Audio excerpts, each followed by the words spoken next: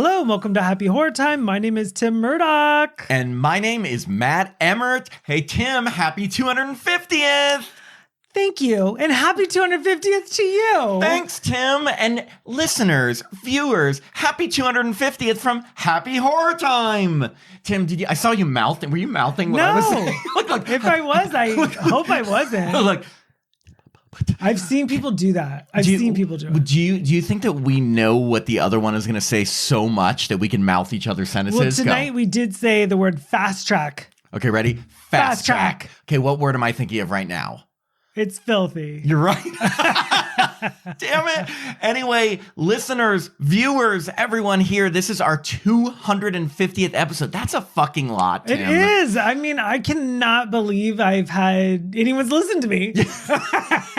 Well, I just want to say, because this is a big milestone, I just want to start this episode off by thanking you, Tim. No, seriously, thanking you, because there would be no Happy Horror Time without Tim. Tim started this a long time ago as a Facebook page, and then a YouTube channel. And then when he started as a podcast, I was a special guest in every episode. Yes, thank you so much. He was like the Heather Locklear of my podcast. Yeah. And then when we hit episode 20, the next thank you, I want to thank Jacob, because without Jacob, we wouldn't be the Happy Horror Time that you hear or listen to today, because he helped us get serious, and starting with episode 20. Helped us get serious. Well, yeah, because the first 19 episodes were over a span of like 6 years. Well, you know what? I couldn't keep it together. Sorry, 3 years. And then we decided to do it weekly in 2020.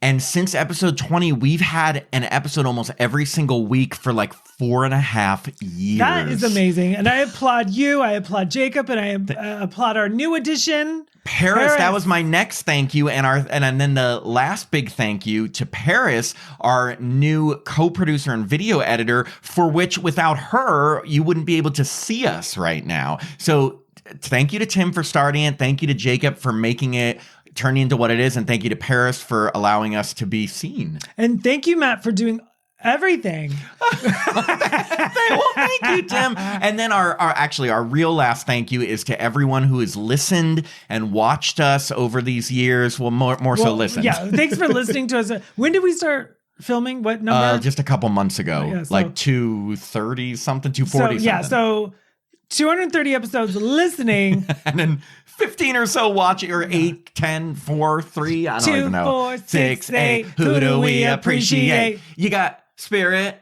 Yeah. No. Oh, no. That's as far as anyway, yeah. Thank you to our listeners, to our patrons, to our watchers, to anyone who found this. To our wives.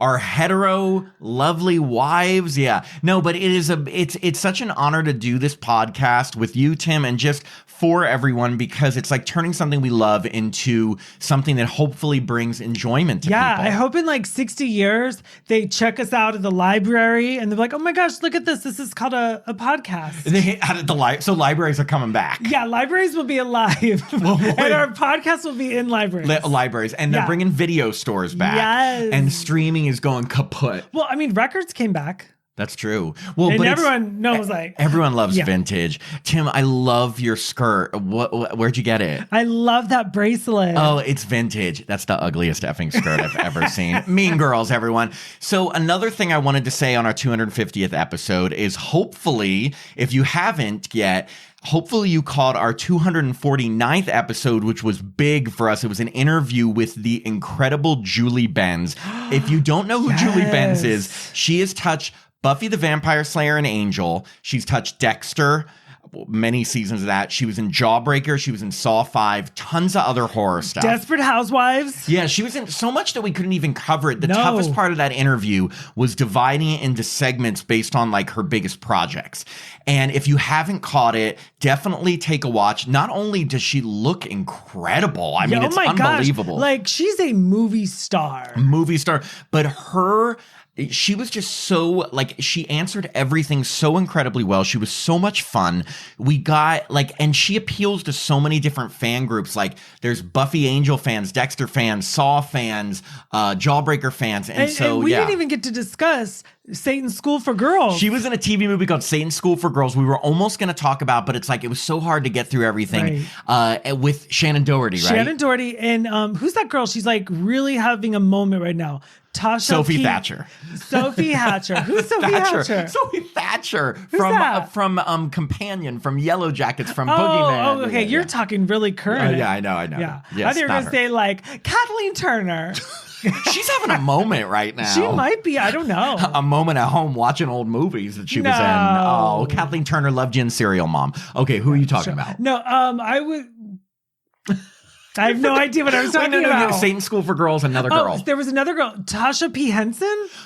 Is that her name? That's not right. Taraji Henson. I said Tasha. I think it's Henson. Yeah. From she was on Empire, the show I watched, but she was also in she was Academy Award nominated, yes, right? And I can't tell you for what, but she was in Satan's School for Girls. She was in Curse of Benjamin Button. I think she was not in Curse with Christina Ricci. But she was not in the Curse of Michael Myers, Halloween 6. I was gonna wear my Curse of Michael Myers t-shirt tonight, but it said like Halloween. Wait, tell everyone what you're wearing. But tonight I'm wearing Come In. You mean kind of like yes. It's our film, which we made in it's on YouTube. You can watch it. Yeah, if you're watching us on YouTube, search Come In. It's a fun horror short that we made. I want to give a shout out because this lovely shirt, it's a Scream Baby, was designed by, his name is Adam Bucci, but his company is Small Town Weirdo. Hey, who you calling a weirdo?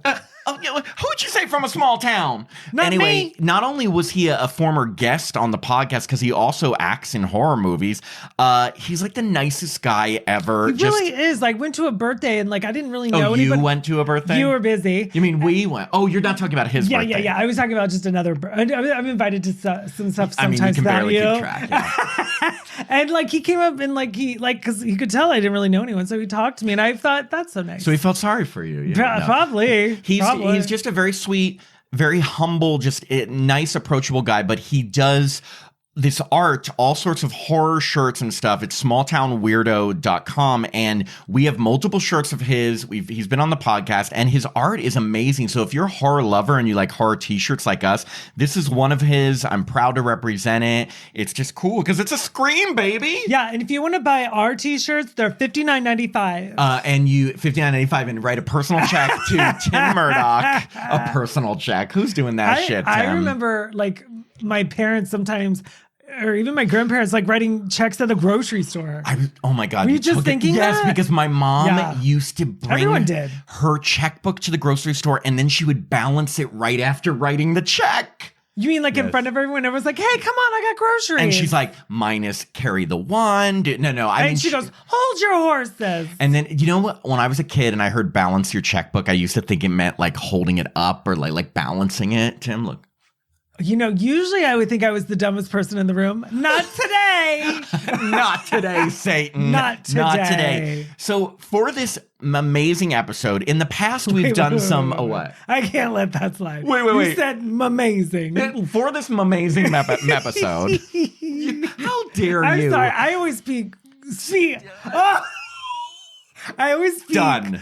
Perfect English. That's what I was going to say. I was going to say it's the pot calling the kettle black. Right. Okay. Blake Lively, everyone. Okay, so for our 250th episode, we decided we wanted to do something a little different. Usually for our regular episodes, we talk about either a new movie or we interview someone. And we're like, okay, this is something special. What are we going to do? We've already done an Ask Us Anything episode. That was our 100th. For our 200th, we did like a little poll tournament thing, and we talked about Scream. So for this episode, we decided we're going to do things a little different, not talk about the new movie.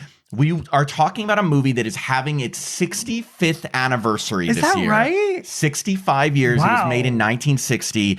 It is one of the best and most popular and most famous and most celebrated horror movies of all time. It is Alfred Hitchcock's Psycho. I thought you were going to say The Birds. But people love The Birds too. The Birds. Yeah. The Bears. Oh my God. Remember when SNL tried to beat us? And they're like, this is funny, right? The Bears. I remember it. So we picked Psycho because it's classic. We have not talked about it before. And we mentioned it.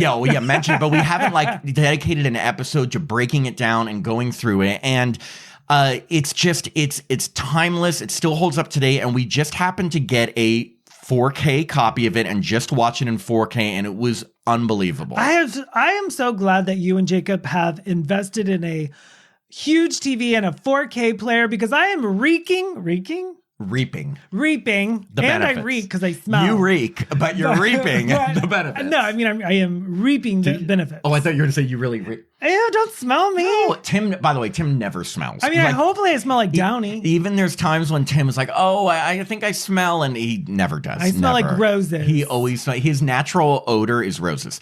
Thank you. So Psycho, 1960, yeah, it is its 65th anniversary, and it's not that 65 is like it's a round number. Anything with a 5 or a 0 is a big deal. But the fact that this movie was made 65 fucking years ago and still stands the test of time, and it's in black and white, so when you watch it, it feels like you're transported. Right. It's like when you're watching The Wizard of Oz and it turns from black and white to color. Except this one never does. Right. But maybe they should have. Maybe should rethink that. So I read, because I did just a little bit of research, aka Wikipedia, and that Alfred Hitchcock had filmed in color. He had done and stuff, but he wanted to keep the budget down, and that's why it was filmed in black and white. He also used, I think the studio that did his TV show at the time, because the big studio, I think it was Paramount, didn't want to do Psycho, if you can imagine that. And he's like, no, we can do it for cheap. Right. Let's do it black and white. He used his TV crew. Yeah, his TV crew. And they had an environment where it was very controlled in the studio,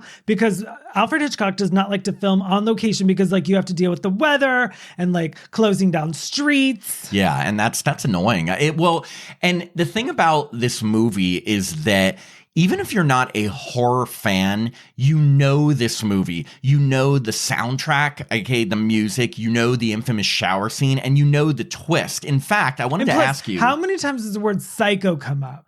In the movie or in life? Both. When I'm talking about you, every day. Well, I don't think they say the word psycho in the movie Psycho. Do they? Oh, that's a good...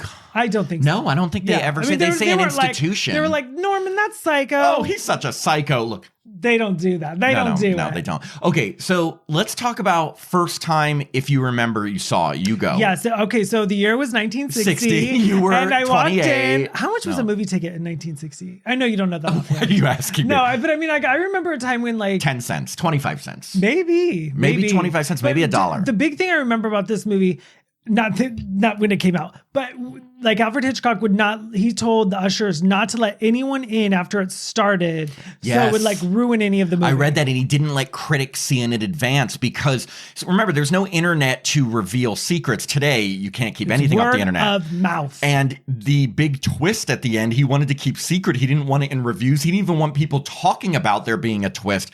The problem is, well, you tell me about your first viewing, and then I'll tell you about mine. Okay. You tell me yours, I'll tell you mine. I think I was 9 or 10. I got it from the library, and I know a lot of my stories start at the library, but libraries are very crucial. They had a video store there. In our youth, yeah. Yeah. So I think I just got the VHS, and I remember watching it on a summer night, and I remember... was it a hot summer night? It was a hot summer night. You were sweating, had some lemonade. Yeah, I think it was 86, 87, and I was I thought it was good, but I do remember afterwards my parents were like, oh, we're gonna go take a walk, and I was home by myself, and I felt an eeriness, just because I was I just saw Psycho. Yeah, of course.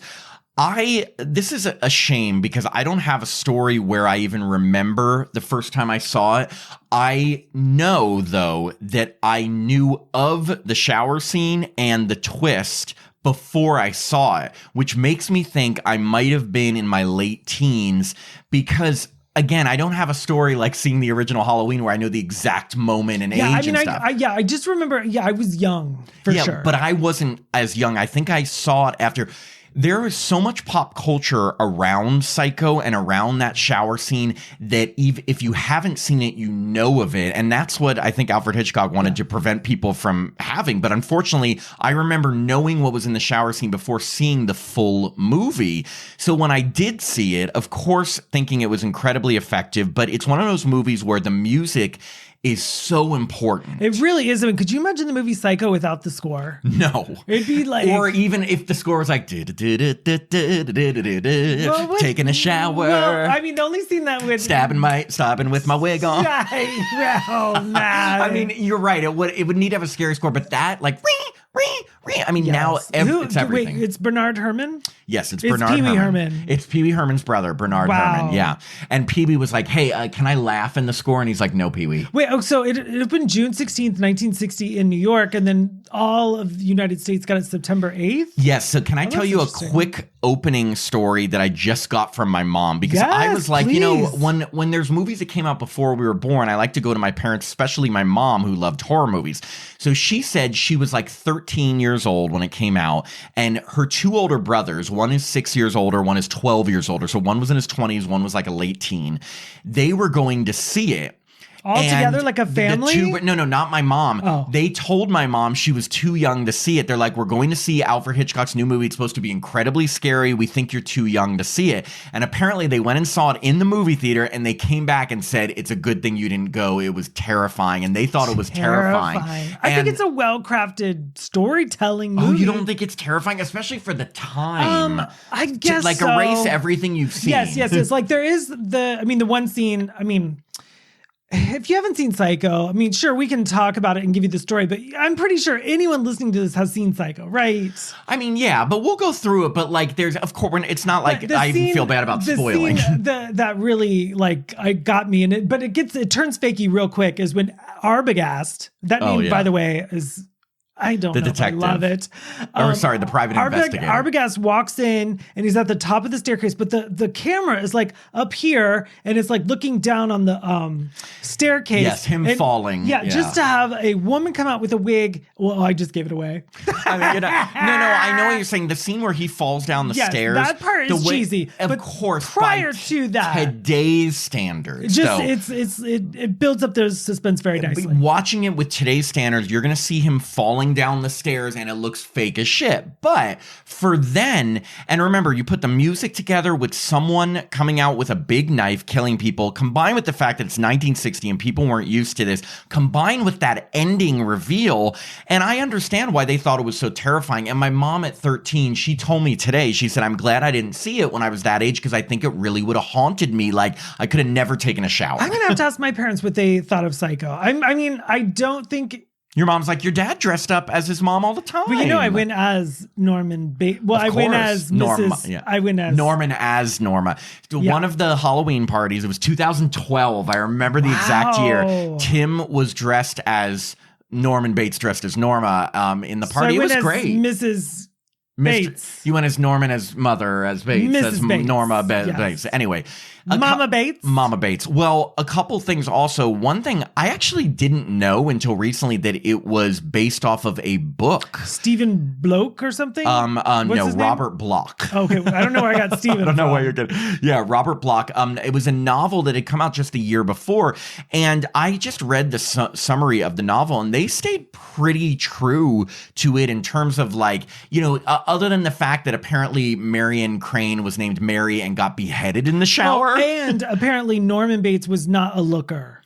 Like he was kind of yes, he was. I think he was overweight and a drunk, kind of and middle-aged and bald and that kind of stuff. He was like the guy from Maniac, which we also saw. Watch it on Patreon. Well, but the thing is that when you're saying not a looker, what you mean is because Anthony Perkins was hired to look like a cute, young, Clean trustworthy cut person. And I think the reason they did that is because they wanted it to seem on the surface that this guy who's working at a hotel not only is nice and trustworthy, but could even be a romantic interest of Janet Leigh's. Yeah. So they changed that because in the book, it was obvious that he was kind of a creepy guy. I think he was more of a voyeur. He drank a lot. He was definitely a voyeur. Yeah, he was a voyeur in this one too, but remember the 1998 remake when he so creepy. jerks off watching her in the shower? Vince Vaughn. Unnecessary, and that's me, Tim. I'm saying it was 38 years later, which I thought it was interesting. That Hollywood's like, you know what hasn't been touched 38 years ago. And you know what? When we do a remake, let's not change one thing. Let's do a shot for shot remake because that's what people want. They did add that.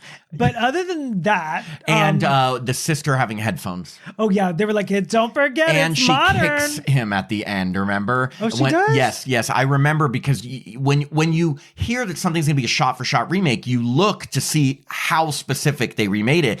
And the sister at the end versus Sam Loomis, stopping him from getting her, she comes up, he stops her, and then she comes up and kicks him in the face. I thought Julianne Moore was good, and I thought Anne Heche was good. Vince Vaughn... I mean, I'm not like I just didn't like. I was happy to see it when they did the shower scene because it's Gus Van Sant. Every time he was stabbing, they put in all these weird. Was it like a crow or something? Like shots of wildlife and birds and stuff. I guess the animals he filled, and it was just not good. Too hard. I didn't like it. Anyway, I mean, I wouldn't mind watching it. I mean, I would watch it again because it's been so long. I literally only saw it in the movie theater, and I remember the Living Dead Girl. The song was in the trailer. Zombie. Yeah. But nothing touches this. And I do want to go through it. I mean, obviously we don't have to be too detailed in plot points, but because it's just fun to break down and to go through the plot, we were even talking about it as we were watching because we've seen it so much.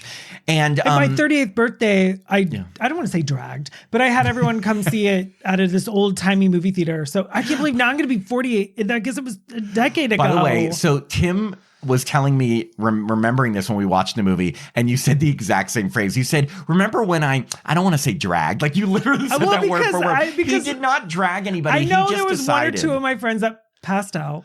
I didn't. You weren't. I thought it was a great idea for a birthday party. We went to see Psycho in a movie theater. And then we went to a bar and I drank a lot. You got wasted, but you had a boyfriend at the time. Oh, yeah. He was there too. I was single, however. You were? What was I doing? Yeah. Oh my gosh. You didn't meet anyone at Psycho? I can't believe, no. Jacob and I did not meet at the Psycho screening. Oh, weird. In 2000. I have no idea. Knows? Okay. So let's get into the movie because it's so good and there's so much to talk about. But after we get the opening credits with that beautiful score, and it also does this cool thing with the lines. It's like dun dun dun dun dun, like that. It does that exactly. Yeah. It does. That little ditty. Yeah. We're introduced to our main character, who at that time is Janet Leigh as Marion Crane, and she's in a hotel room with her lover, who I kept calling Joey Galvin, but it's John Galvin. And it's not Galvin, it's Gavin. John Gavin. I was wrong about everything. Wrong about everything for a movie you absolutely love. I do love it, and he's probably the person I love in it the most. You know what? Jim Galvin was great. Jim Galvin. You know what? Wait, what can you call Janet Leigh? Janice. You know what I put together was that Janet Leigh was the star of Bye Bye Birdie, and my high school did Bye Bye Birdie, but I never put together So the you're lady Janet Leigh, right? No, I got the part as Hugo, but Janet Leigh. Okay, so Psycho was 1960. In 1963, she did Bye Bye Birdie, and I even watched Bye Bye Birdie, not putting together that's Marion Crane. I know, I didn't. Wow. Not until this second. You want to hear something embarrassing? Please. I don't think I can name one other thing Janet Leigh was in, and I know that's embarrassing. It's Bye Bye Birdie. Well, she was the big name. In fact, when we watched the making of with Alfred Hitchcock, and they wanted to cast in the role of Marion the biggest star of the film just to confuse people. And they've developed a trope that has been copied over and over throughout horror, where they introduce us to who we think is going to be the main character, only to kill her off at some point and to shock viewers. But that started with Janet Leigh, and she was the biggest star of that movie. I mean, Drew Barrymore in Scream. Right. And another confusing thing is Drew Barrymore is front and center on the Scream poster. Yeah. And then Janet Leigh was on Psycho, right? Yeah. Well, in a bra, which is awkward. So, our opening scene, it's her in a hotel room with, his name is, by the way, Sam Loomis, who, if you know Halloween, Dr. Loomis's name is Sam Loomis, and they purposely did that. John Carpenter took that name from Psycho, but they're having an affair, and the whole thing is, it's not that they're having an affair, it's that Sam Loomis is in debt, and he can't marry her because he has so much money to pay off. He lives behind what kind of store is it? Oh, I can't remember. It's like a department store. Yeah, it's where you buy hardware. Hardware. He lives behind a hardware store, and he's kind of poor. And is he he has an officially- ex-wife. Yeah, is he officially divorced? I don't know, but he said he's still paying off like legal fees from the divorce and paying off like palimony. Did he say? That's not alimony is with children, right? I thought alimony, or no, that's child support. Alimony is this just to your isn't a spouse. court podcast. No, alimony is just to your spouse. Maybe palimony is the wrong word. I don't even know what I'm talking about. Anyway, they're having an affair, and Janet Leigh afterwards, she says like she'll see him later. But she doesn't like to be in a sleazy hotel. She's like, these hotels are like dinner. hourly, right? Yeah. And so she goes to her job. She just happens to work at a bank. And by the way, her coworker is played by Alfred Hitchcock's real life daughter. And she's actually Hitchcock. pretty funny. And like, if you purchased a Psycho along the way in the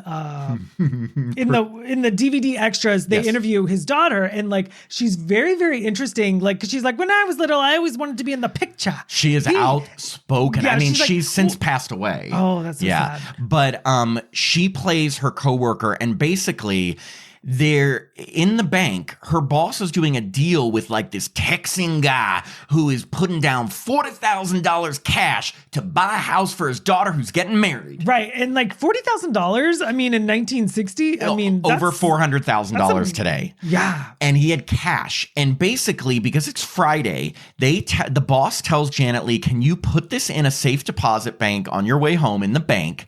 And, then I'll see you on Monday. It was a Friday, but do you remember what date it was? December the 11th. That's good. I mean, not that it was a pop quiz. You want to know? I know. Do you want to know why? Again, I read because apparently, and these are just little facts I got.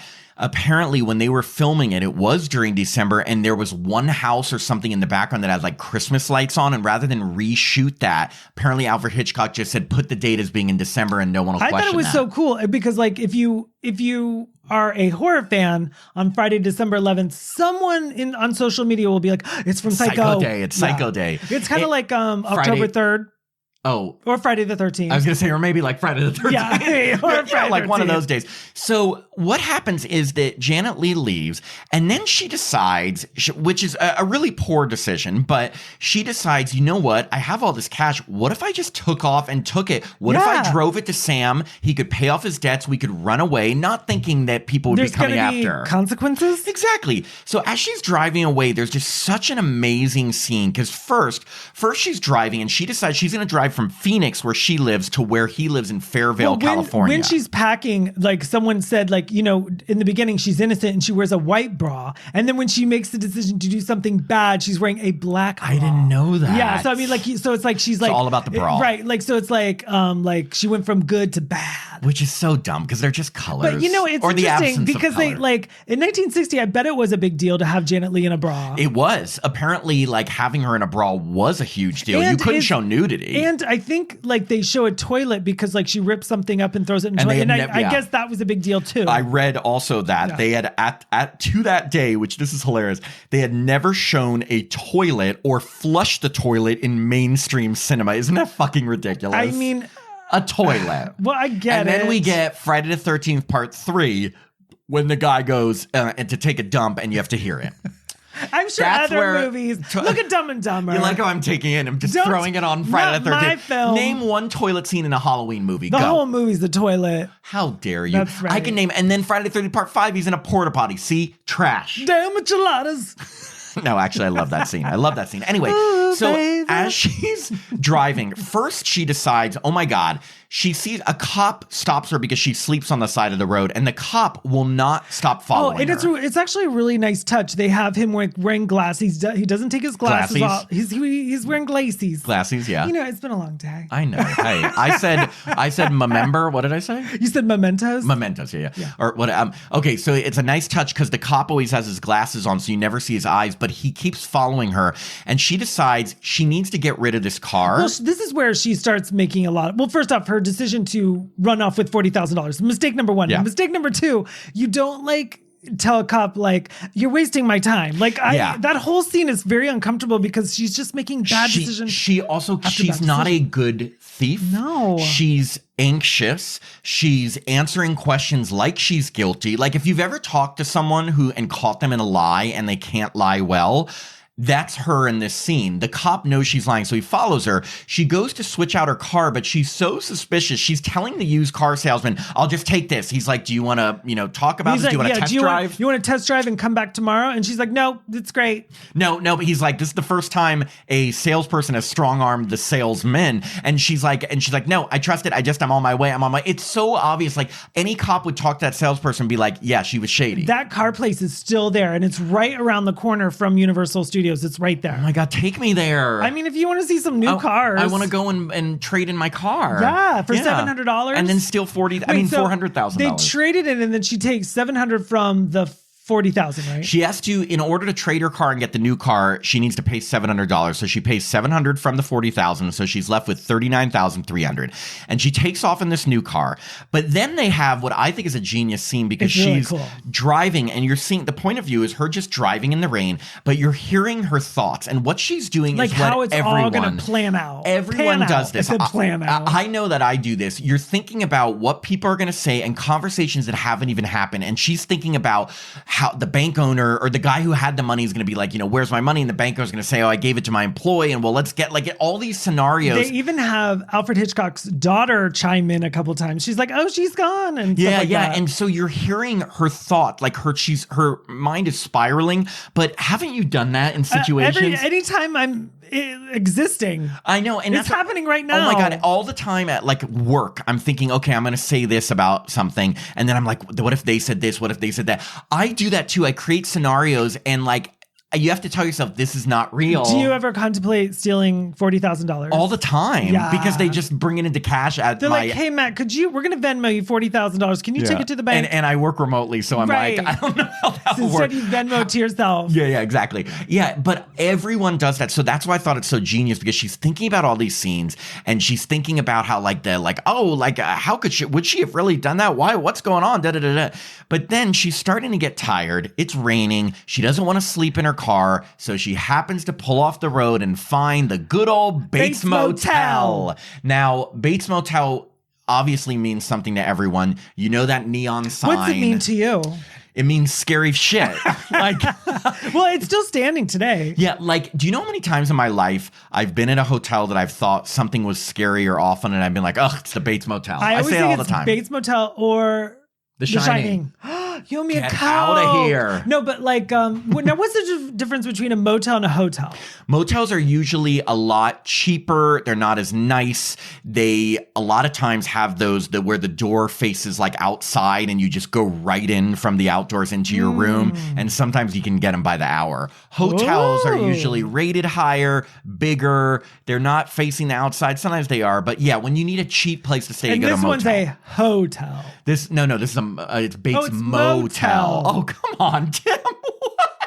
The Bates Hotel. Tim, look. His name is Gorgon Bates. Gordon Bates. Gordon. No. Oh my Gordon gosh. Bates. I love everything about Anthony. I was going to say Hopkins. I loved him in Silence of the Lambs. He was amazing. Actually, I think Anthony Hopkins played Hitchcock in the Hitchcock movie, which I'm shocked you haven't seen. And you really should because well, now I want to. Yeah. Because it kind of implies that Hitchcock's wife, played by Helen Mirren, had a really, really big hand in bringing Psycho to life. And it was kind of like Hitchcock. It implies that he was kind of obsessed with Janet Leigh, and who was, I think, played by Scarlett Johansson, and then Vera Miles, which he kind of was upset with her a little bit. And she was played by Jessica Biel. Really? Yeah. So oh my God, you might really like it. I would love that. I've got to see it. I mean, you never know when you're doing a movie like that, like how much they dramatize. I'm sure it's based off of real accounts, but if Helen Mirren's involved, it's 100% true. No. So we're introduced to our second major character in the film, Norman Bates, played by Anthony Perkins. And he is this incredibly tall, very skinny, but a tall drink of water, very cute. Stop describing me. He looks... Girl, you ain't tall. I'm just like, girl, what are you talking about? I mean, I'm 6'2", okay? How tall are you? 5'10". I think I am 5'10". That's a good height. Thank you. You know what? Look, height doesn't matter. Like my face keeps going into Jerry Blank's face, and I don't know why. Some of the there are some really, really good looking like shorter guys. Isn't Tom Cruise really short? Yeah, he's super Not short. that he's like the number one. No, he's number one. Number one. Okay, so she meets him, and the thing is, she just wants a room for the night. But there's a dynamic between them where you think there could be a little bit of flirting. Like he is a little awkward, but just to set the scene, and you know this setting, what's so scary about this motel is that the main motel where the rooms are is kind of normal, looks like a small rundown motel, but there's this huge mansion house up all these stairs on the hill, and it is, when I was a kid, I used to find that so scary. I agree, and obviously the mother likes to sit up there. Yes, and you will, she happens to see a silhouette in a of window. Like a woman up in the window. She's when Norman's not there, she sees someone walking back and forth in the window. So anytime there's a big mansion on a hill like that upstairs, it just was such a great setting. Like it's supposed to be like a haunted house. It looks like a haunted house, and the fact that it was a universal sound stay or sounds whatever the fuck. It's a backlot. Backlot. Sorry, yeah, so, I knew that word. And I think obviously they're both still standing. I'm sure they've been moved or like. Yeah. I'm sure throughout the 65 years that Universal's been there, it's changed a lot. I mean, but the fact that it's still there and you see that house and it just is so scary just sitting up there. It's almost like the house is watching the motel. That's what I always got. It's like this big scary haunted house is overlooking the hotel or the motel. He convinces her to like, he goes, I'm going to make some sandwiches. It's kind of homey. Yeah. And now she at first is just like, I need a place to stay. I'm leaving really early and then continuing on. And he's like, well, have you eaten? I'll make some sandwiches. But what starts things off weird is when he goes to the house, she overhears the mom, what we think is Norman's mom, but actually it's Norman. Norman is playing two roles and having a complete fight. And so when he comes back, she goes, I don't know if I'd let someone talk to me like the way that person talked to you. The mom who she thinks she's hearing is like scolding Norman like he's a kid. Like, how can you invite? And like, does she call her a tramp or something? Like, no, not yet. But she's just saying like, you're going to invite this girl, to eat. Maybe. But she's just incredibly rude to him, incredibly overprotective. And remember, Norman's not 15 years old. No, he's a grown probably, man. I don't know, late 20s, early 30s. I would say, we did look up how old they were while filming. I think she was 32, he was 28. Oh, so maybe. Okay, don't but either hold way, me to it. He's an adult, and she says flat out, they have some sandwiches. First off, they sit in the parlor of the motel because that was the only place they really could go. They weren't going to go up to the house. No, not so they with weren't the gonna, mother there. sit because she was like, come on. She kind of like, there was one scene where she kind of scooted back and like implying like, let's eat in the room. And he was like, no. Because obviously, mother would not be okay with that. Anything sexual with Norman triggers him to kill people. Yeah, well, because it's a conflict because he's the mother and he's Norman. Yeah, and so the mother doesn't want him with anybody because that in would his be weird. mind, that she's jealous and it'd be psycho, crazy. Yeah. So they have food, and as they're talking, first off, they're sitting in this creepy parlor where Norman has all these stuffed birds around, and right away you can tell that Marion's like, "Oh, this is a peculiar hobby." I love all of this dialogue because she's saying, do you really find your time so empty? And then, it's good for a man to have hobbies. Like, I find all of it so polite and sweet. It is, but there's some really famous lines in this, like when she says to him, like, don't you have any friends? And he says, a boy's best friend is his mother. That totally creeps normal. me out. Look, I'm incredibly close with my mom, but a boy's best friend should not be his mother because that's creepy. Like, you want to love and be close with your mom, but you need some of your own friends. I agree. Red flag number one. Another one is Norman's telling her like the mom is old and incapacitated, and she's like, have you thought of like putting her in an institution? He gets real defensive. Oh yeah, he said like people say someplace like madhouse. Like he gets really defensive. Psycho. And you can tell that Marion is like she touched a nerve and she said, she did apologize though, right? She goes, what did she say? She says, I'm sorry, you're so fucking crazy. Yeah, she does say you're fucking crazy. No, can you imagine like by today's standards? You know what, thanks for the sandwiches and milk, but you're fucking crazy. Thanks for the sandwiches, psycho, but get the fuck out of it. I mean, like, well, they do such a good job because it's a tough battle for Norman to be normal. Right. Well, you can see he's struggling to like be polite and sweet with her, but at the same time, he's like, I want to kill you. It just, to me, when I first saw this, you just get this vibe from him that he has been so sheltered in this life and so kept in a bubble by an overprotective mom. And look, growing up, I had friends that had really overprotective parents, and the parents like fought to keep the kids from experiencing life. And when you're in that sheltered environment, you're always weird. Right. Well, I mean, this is not every case. This is not every case. Let me just state that. But I always found the kids that were a little more sheltered as children, when it was time for them to go off to college, they went just a pinch more wild. Yes. I mean, yeah. I don't think that's bad to say. Like, look, and I don't mean that everyone everyone comes from an overprotective family ends up being crazy or something, but I'm just saying that I noticed that when the parents fight so hard to keep the kid from just living their life, they either want to rebel and party all the time, or they come off a little socially awkward because they buy a hotel and they open it. Motel, Tim. Oh, damn it. And they socialize weird because they're not used to conversing with people the way other people do. So she's sensing this. Well, what people that are isolated are, I'm saying like the most basic thing, but people that are isolated are generally more awkward. Socially awkward. Yes. Yeah. And that is true because they don't have as much social interaction. And I think you can tell with Norman that he even says to her, we don't get many guests anymore because they've moved the highway away from the motel. He goes, we run through the formalities and I change the sheets every week. But like nobody's coming here. So he doesn't talk with anybody but his mother. And newsflash, his mother's dead. So all he's doing is talking to himself all day. So then she like calls it a night and she goes, you know what? So she goes into the other room and she's wearing her black bra, so we know she's bad. But one thing before she calls it a night, you can tell she decides, and she even says this to Norman, she has a revelation that because they talk about setting private traps for yourself, and something in this conversation actually helps her realize. She's like, you know what? I'm going to take that $40,000 back tomorrow, first thing. I need to go back and dig myself out of like the hole I've set for myself. And she even, after she leaves Norman, she makes a little like thing. She writes down like 40,000 minus 700, 39,300. So she's planning on the next morning. She's going to drive back. She's going to set things right and face the consequences. But before she can go to bed, she's got to take a shower. Right. And this is the most famous scene in cinema.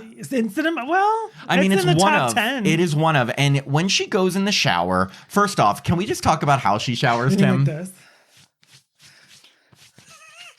I've never seen someone focus on their arms so much. You know what? Well, it took them a week apparently to film this, and they also did. I did not know this. They had a nude model in there being Janet Leigh for the scenes. I just don't know how it could take a week, but they got it from like 8 angles, and even though they don't really show nudity except maybe a tiny butt crack, Janet Leigh didn't want to be naked, and when she did parts, she had stuff like over boobs and over things, but they had to have the nude model for like closing the shower curtain when you kind of see her form through it, falling over the tub. But in this shower, and I don't mean to make fun of the shower, it's just that because you couldn't show nudity, you literally could only see her from here up, so she's like holding her arms up here the way to wash them. It's hey, don't look at my boobs. Yeah, don't look at my boobs. Everyone, all your attention up here. Hey, nothing, no butt, no boobs, nothing. Now, nowadays, they would just show the girl completely naked and probably soaping them up. But you know, it does have this innocence to it, and it is a classic for a reason. But it's still effective without showing nudity. Of course. So the camera angle is so genius during this because we're watching her in the shower, and you're seeing through the shower curtain, the door opens, which is like, it gives me the chills even thinking about. You see a shadowy figure come in. It pulls the shower curtain, and you see someone, like the silhouette of someone with like an old woman's hair, hold up a knife. If you look really close in HD 4K, you see eyes. You see eyes, and apparently they did use a woman for that scene. So I don't know if it was Mr. Anthony Perkins Yes, it himself. was not Anthony Perkins. They said he wasn't even there during a lot of that part. He was in New York City, so never mind. So it wasn't him.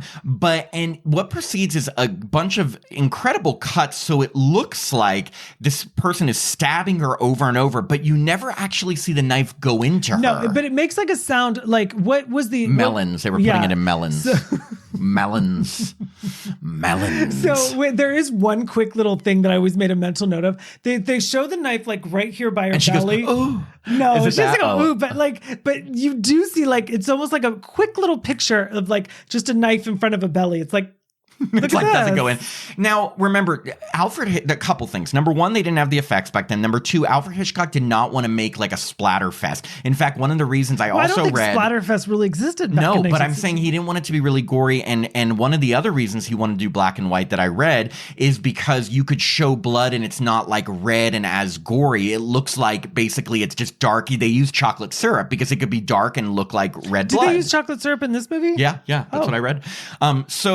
But the thing is, what's really sad is that it's dragged out. She's stabbed a bunch of times. And then as she falls dead, she grabs the shower curtain in a very famous scene. And you see all the blood go down the drain and circle the drain. So her face is like, half of her mouth is like touching the ground, which is gross. And then she has to like keep her eye open. And like, she was saying like, listen, I don't want to do this take again and again. And like her top was falling off. And like, so she decided to just really like get to it and they got it done. Janet Leigh's eye, that whole scene when they just show her eye and back away, that's her. They were going to put contact lenses in to dilate her pupils and it didn't work. The year was like 1960. It took like 2 weeks for them. So they're just like, we can't wait that long. Yeah. So they just had her not blink and it worked. And the thing is that then, now watching this for the first time, you see the figure run away, and then Norman comes down, and when he sees her dead in the shower, he says, "Oh God, mother, no!" Yes, and before that, when she first started taking her showers, when he did take off the painting and like look at her like, ooh. So I think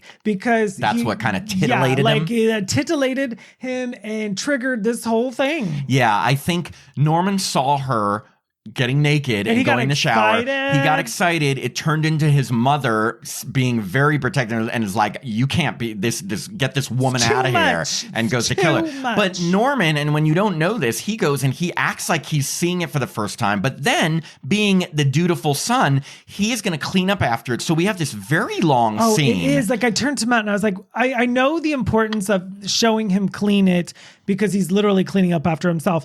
But it's kind of stalls the film a little bit. See, I don't mind it because I think it's long, but like it kind of shows everything someone not very thorough would do to clean up after a murder. Like he wipes down all the blood, all the surfaces. He sticks them up inside the tub. Well, he cleans the tub. He gets all her things. He puts her body in the shower curtain, puts it in the trunk of her car, puts everything in the trunk of the car. The sad part is that unknowing, she has wrapped the $40,000 in a newspaper, and he doesn't know that. He puts the newspaper in the trunk with all her shit. He just like $40,000, throws it into the... And then he takes her car and puts it in a swamp right down the street. Like, Norman, drive it a little ways. And Come on. It's interesting because like this scene in particular, yes, it's 4K HD, but it actually was like the dimmest part of the movie. Like it's really, really dark when he's putting it into the water. I was like, why is it so dark? If Norman, if you want to cover this up, don't pick the swamp right next to your hotel. Right. Like how close was that swamp? It looked like literally right down the street. Because when Arbogast or someone showed up and started yelling, oh, no. It was Hot John, what's his name? You mean Sam Loomis? Sam Loomis, but what's his real name? John Gavin. John Gavin. When he shows up and he's like, Arbogast! He's just like, I'm eating candy corn. Yeah. So that's like the big first half of the movie. Then we switch to the next group of characters. It's Marion's sister, Lila, and she goes to see Sam because she's like, my sister's missing. Is she with you? And he's like, no. And she's like, not only is she missing, she stole $40,000.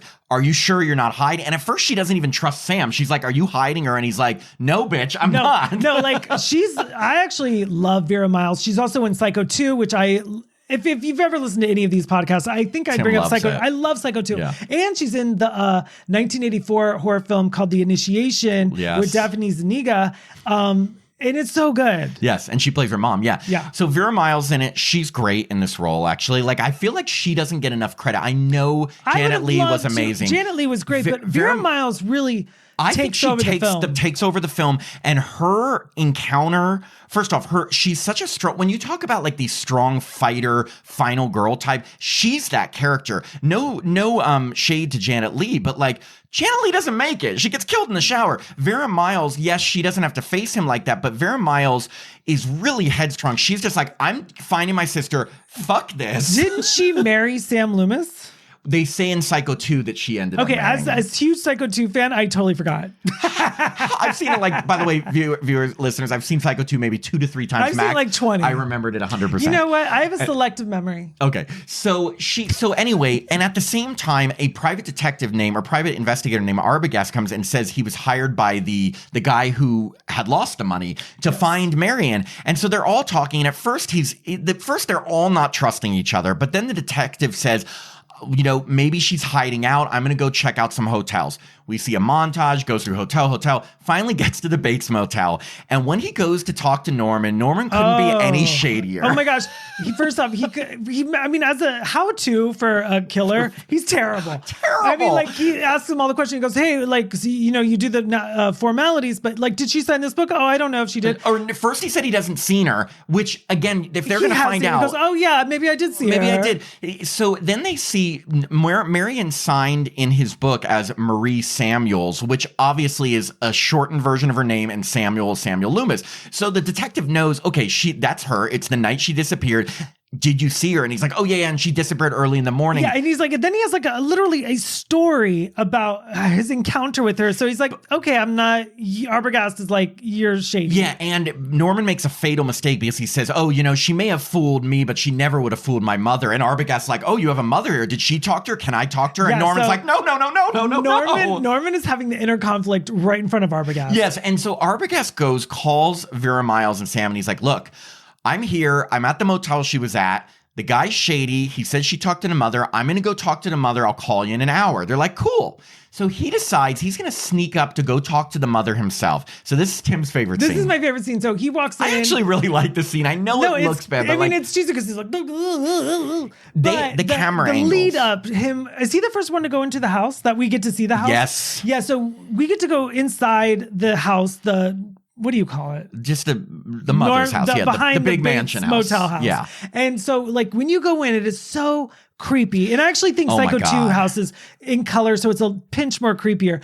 But it's a very cool house. And like obviously Norman lives up there. But he gets to the top of the staircase, and that's when the mother comes out. And the knife in this film is it doesn't look fake. It looks huge. I read something about this scene, and there's a reason why they had to film this scene with the camera above and why you're kind of looking down on him walking up the stairs and the mother.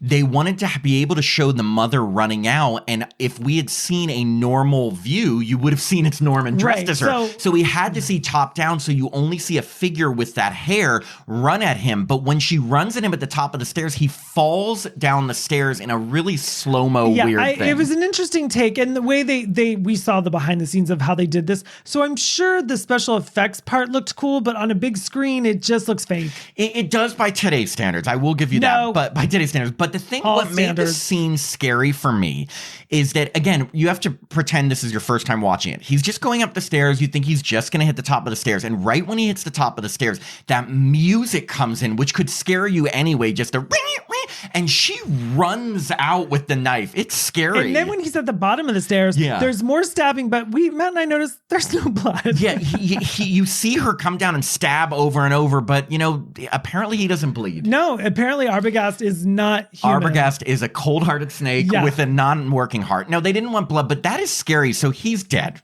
So Vera Miles' sister and the boyfriend have not heard from him, and they are like, what is going on? Yeah, so they decide to talk to the sheriff. Yeah, is the sheriff retired? It's the retired sheriff and his wife. Yeah, and I liked her. So I don't even know if he's retired. He's just older. Yeah, he's at home in his pajamas, and they both, Sam Loomis and Vera Miles, I can't remember her name. Lila and Sam. Go to the house, and this is kind of a big reveal. They're like, he says, oh yes, he lives up there with the mother, and they're like, They're like, actually, Norman's mother died from a murder-suicide with her boyfriend 10 years ago. She's buried in the cemetery. Right, so he's just like, I helped her I helped Norman pick out the dress, periwinkle blue. And they're like, what the fuck? But now the sheriff is convinced, Arbogast is lying to you. He probably found her, took her money, and now he's leaving. And Vera Miles, the only sensible one, is like, that can't be. Like, you're just, so everyone's a criminal, my sister and him, but the guy running the hotel. Something is not adding up. So I love that she's extra ambitious, and she's like, I got to get out there. She's like, Sam, we're going to that hotel. Like, we got to talk to the mother, find out what's going on. First, Sam goes alone. And when he goes, he sees a like shadowy figure in the walking house. Back and forth. Were they walking? Walking. Oh, I like that. But then he talks with Norman, but he doesn't find anything out. So he decides to come back because with Lila, and they decide they're going to pretend that, or wait, sorry. He doesn't speak with Norman that first time. He just sees the shadowy figure in the mother. Because Norman was too busy putting another car into the pond. He was dumping Arbogast car. So he hasn't met Sam yet. So Sam and Lila come back.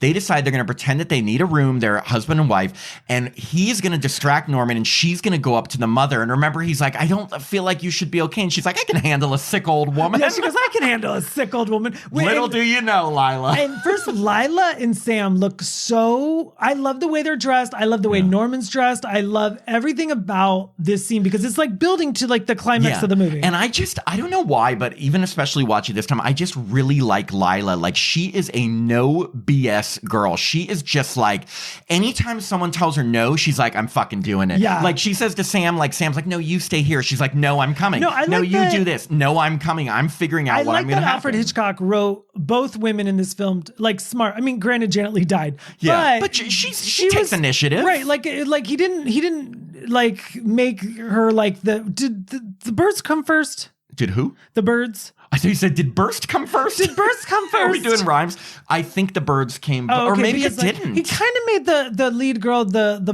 birds, kind of dainty, like not fighting the birds. No, birds came 3 years later. Oh, wow. Yeah. So that's in color. But I mean, like, he wrote her a little more, like, she didn't really fight like, these women are strong women in Psycho. They are. And the thing is that, I mean, it's unfair for Janet Leigh because she does get surprised. Like, when you're in the shower, you're fully naked. It's a cheap shot. You're very vulnerable. There's not much you can do if someone comes to you with a knife in the shower. But I just think that I'm glad they made her sister very strong and like, I'm not dealing with this shit. I'm going to figure this out. So while the mistake Sam makes is that he starts interrogating Norman and getting him angry, like, oh, so you met her and I bet you noticed her money. Bet you wanted some money, didn't you? Didn't you want, like, he's antagonizing him. He like goes back into the parlor and like he gets up in Norman's face and he grabs like, I don't know what it is, but it's kind of fakey. He slams Sam over the head because he says, where'd your wife go? And he's like, oh shit, she's going up to the house. So he knocks Sam over the head. He puts it together. Oh, and so while this is all going on,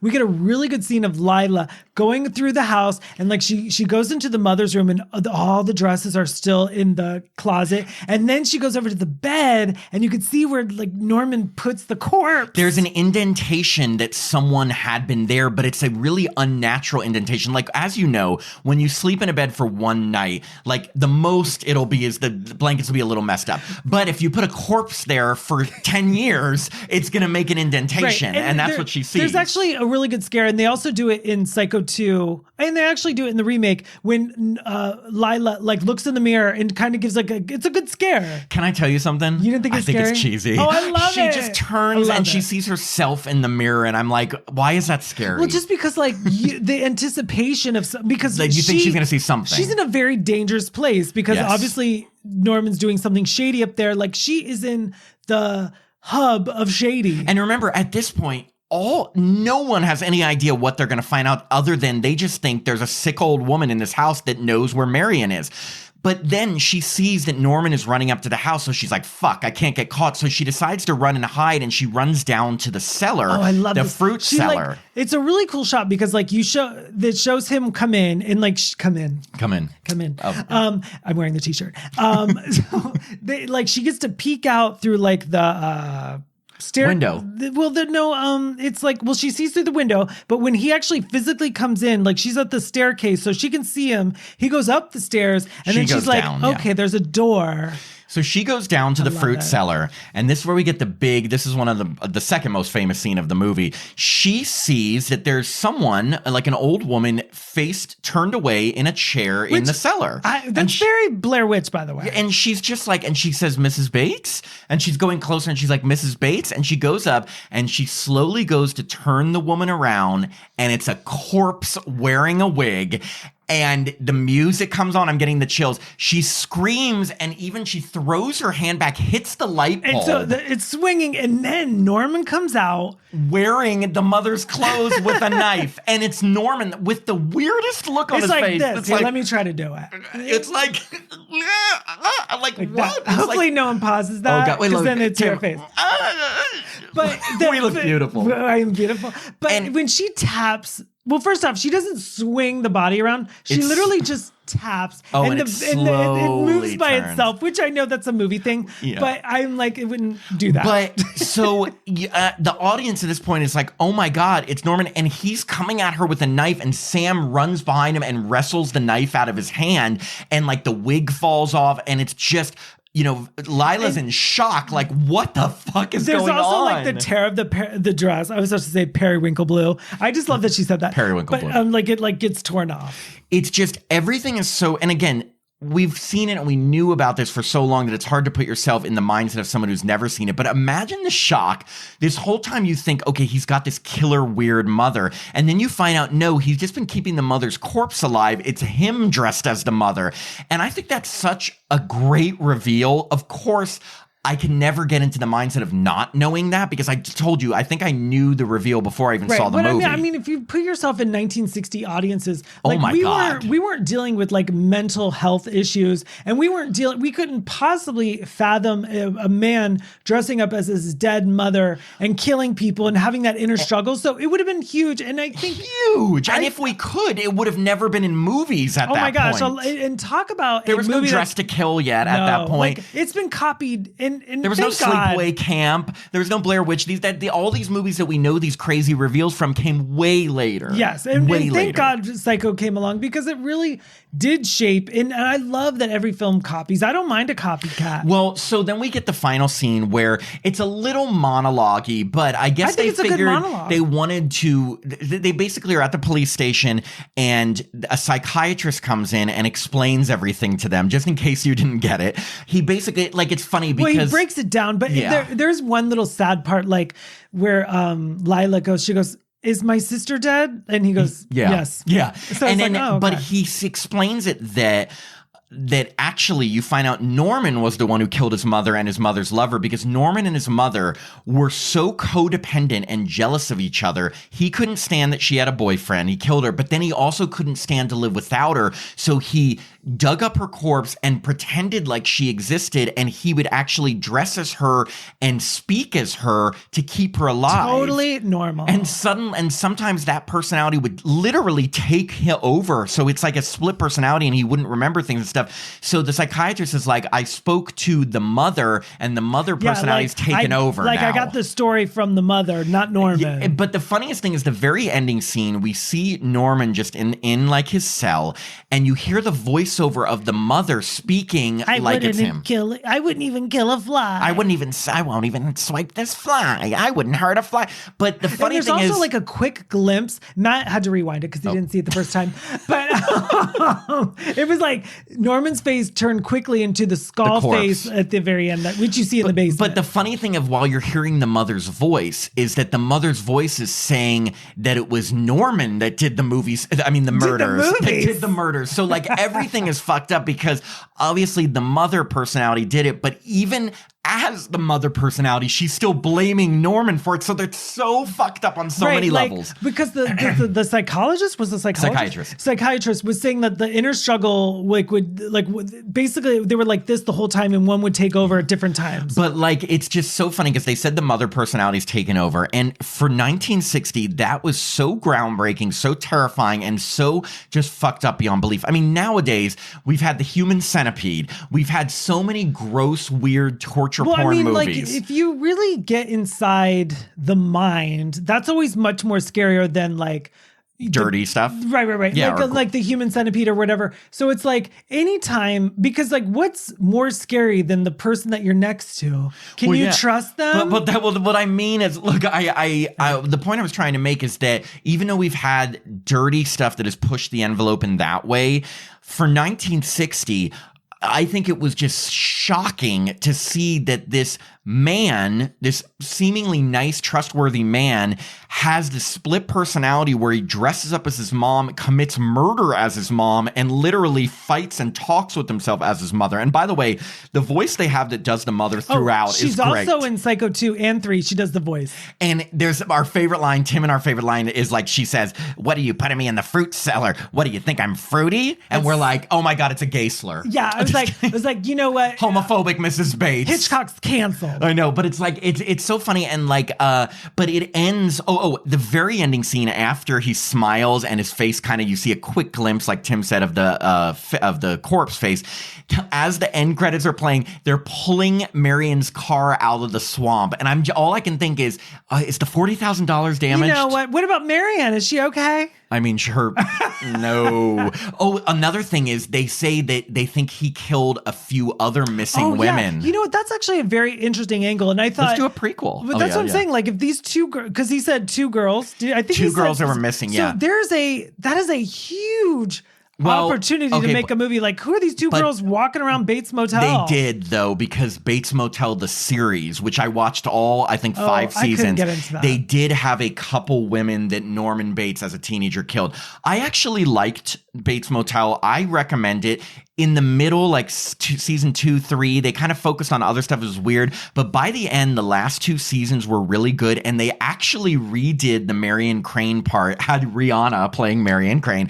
But they did it, they switched it, and they totally did it differently. Now, purists are going to be like, oh my God, you ruined Psycho. But for me, I was like, I didn't want them to just redo the whole Psycho the way they did it. So they did it very differently. I'm not going to spoil it for once. Please don't. Bates Motel was a pretty good series. I think I watched like 4 or 5 episodes and I was just like, this ain't Psycho 2. I know. Well, the thing is like I stuck with it.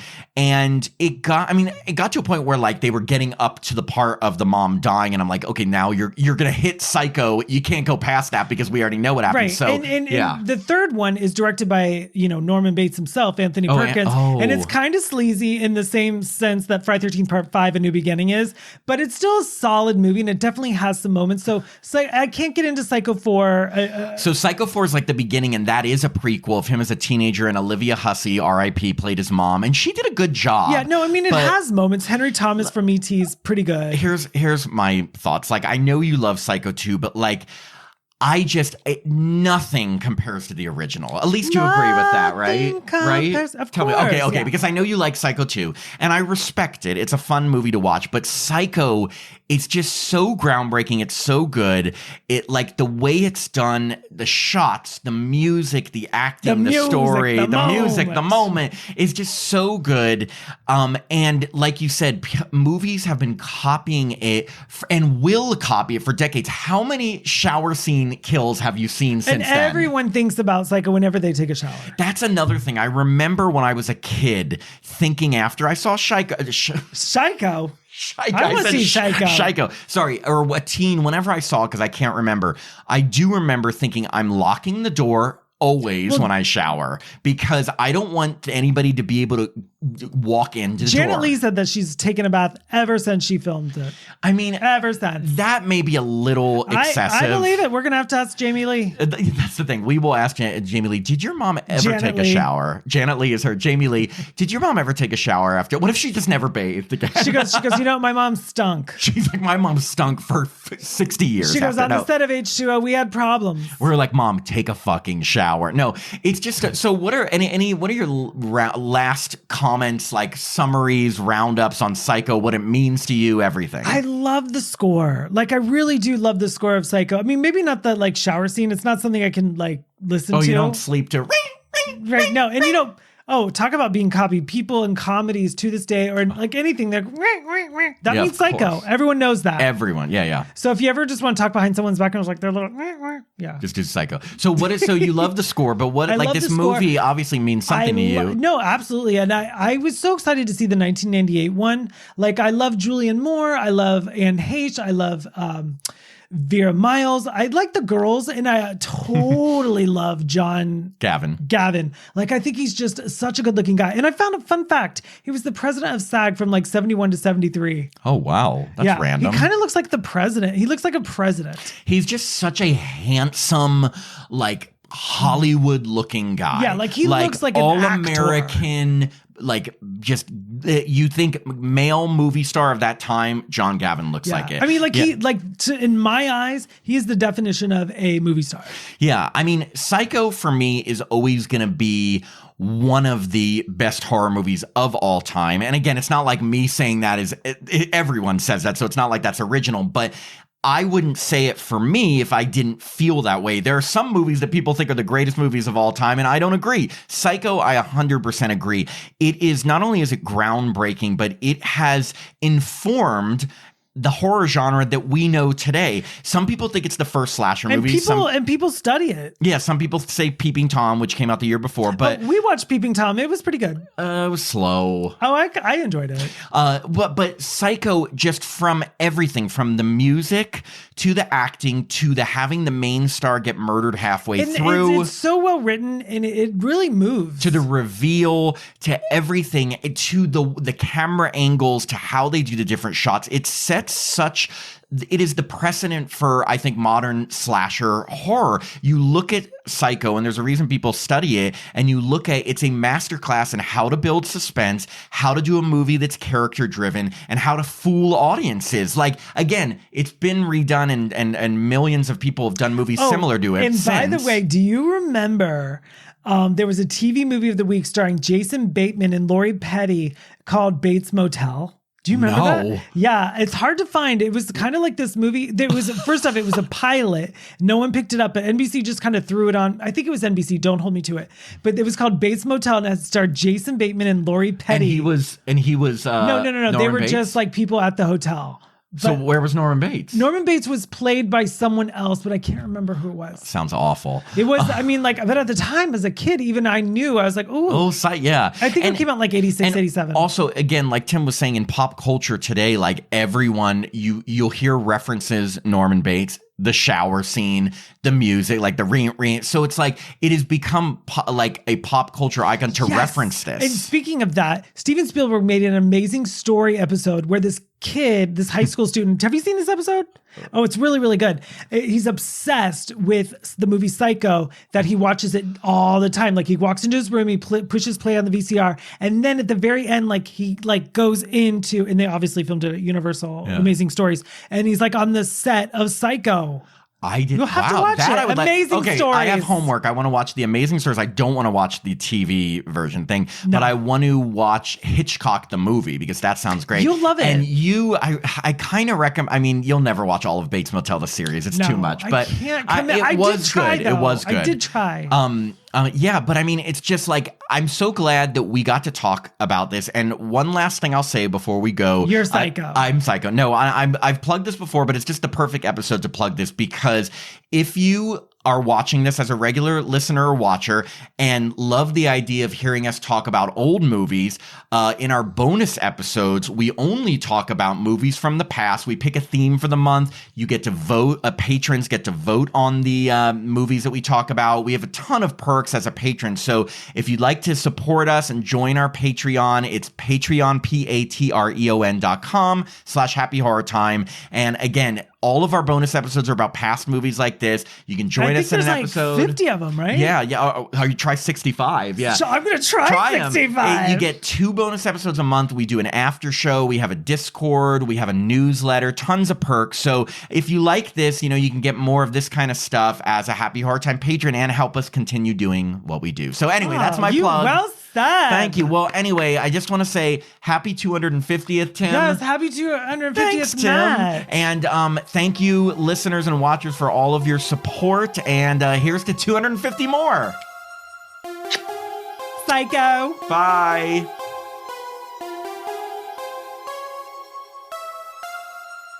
Thanks for listening to another episode of Happy Horror Time. If you'd like to support the podcast, please sign up to be a patron at www.patreon.com/happyhorrortime.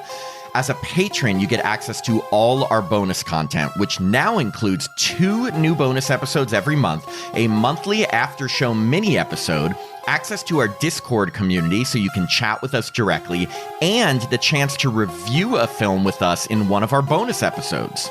Patrons also get all our regular episodes ad-free and a day early, our monthly newsletter, the chance to vote in polls, and autographed Happy Horror Time stickers. I'm Matt Emmert. And I'm Tim Murdoch. And we hope you have a happy horror time.